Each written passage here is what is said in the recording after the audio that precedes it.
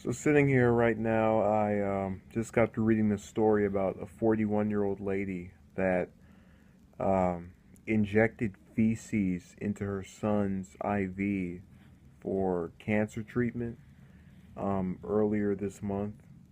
It was published on CNN. This happened down in Indiana. And it got me to think about something. And, I've read a lot of stories about people doing messed up things to their kids. I've heard I've heard stories of people obviously abusing their kids physically, sexually, mentally, all of that. Um, and really doing nothing for them.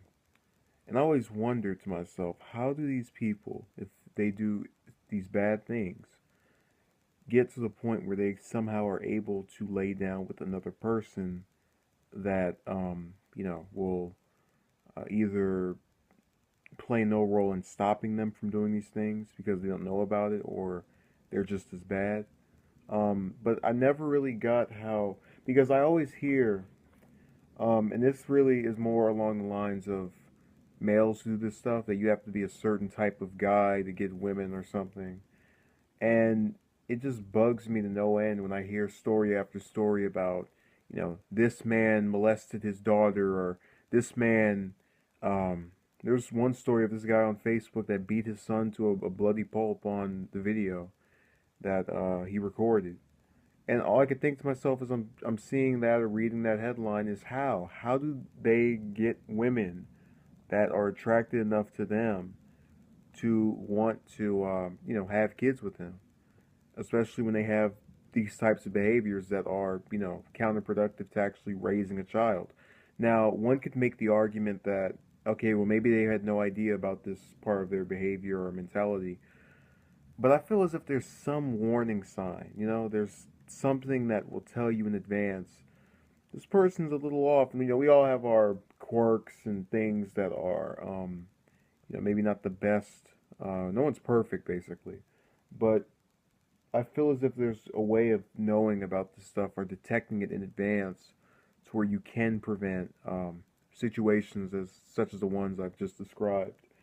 And the woman doing that thing to her son in Indiana with the feces injections really was interesting to me because it's oftentimes, I guess, more apparent that you'll read a headline of a man abusing his child.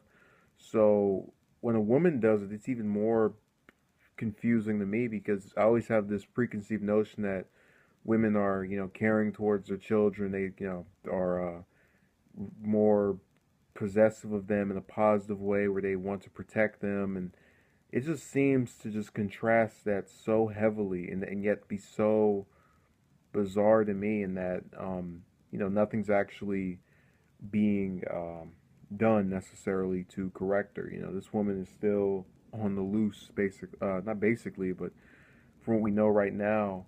And I don't see her getting a big penalty because this is still her kid, and I know someone will feel that type of way where you can do most of what you want to your child. Now, I'm not justifying what she did in any way, and I certainly would applaud the jurors if they did give her jail time, but it just feels to me that we have a tendency to just look at men as the aggressor in the negative types of relationships, and um, you know, they're somehow able to get the ones that are bad, that is, able to get past these women long enough to have kids with them, and then they go back and show their true colors or hidden colors or real colors, whichever term you want to use, and take that on the child. And it just always befuddles me that they can keep it away from the surface for that long.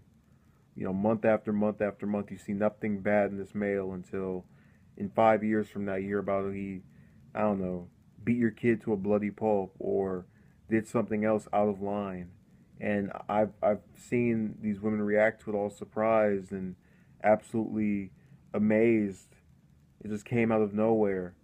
But that's the thing. I don't believe it comes out of nowhere. I think that we don't do enough research into this.